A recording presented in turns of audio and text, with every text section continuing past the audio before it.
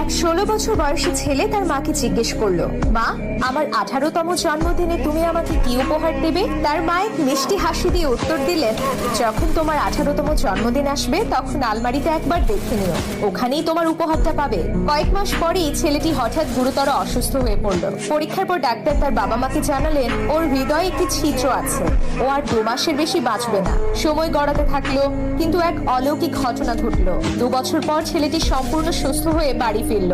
তবে তাকে এমন এক কঠিন সত্যের মুখোমুখি হতে হলো যা তার পৃথিবীটাকে ওলট পালট করে দিল। তার মার এই পৃথিবীতে ছিলেন না, তার বুকটা ভেঙে গেল। ঠিক তখনই মায়ের বলা কথাটা তার মনে পড়লো, আলমারিতেই তোমার উপহার থাকবে। সে দ্রুত পায়ে ছুটে গিয়ে আলমারিটা খুললো। ভেতরে একটি সুন্দর উপহারের প্যাকেট রাখা ছিল। কাঁপতে কাঁপতে সে উপহারটা খুললো। ভেতরে একটা চিঠি রাখা ছিল।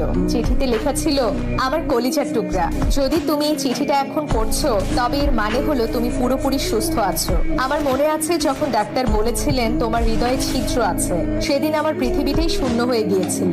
আমি সেদিন অনেক কেঁদেছিলাম, অনেক বেশি। তারপরে আমি একটা সিদ্ধান্ত নিলাম, আমি তোমাকে আমার হৃদয়টা দেব। মনে আছে তুমি আমাকে জিজ্ঞেস করেছিলে যে 18তম জন্মদিনে তোমাকে কি উপহার দেব? তো বাবা, আমি তোমাকে আমার হৃদয়টাই দিচ্ছি। এটা সব সময় যত্ন করে রেখো। শুভ জন্মদিন বাবা, তোমার মা।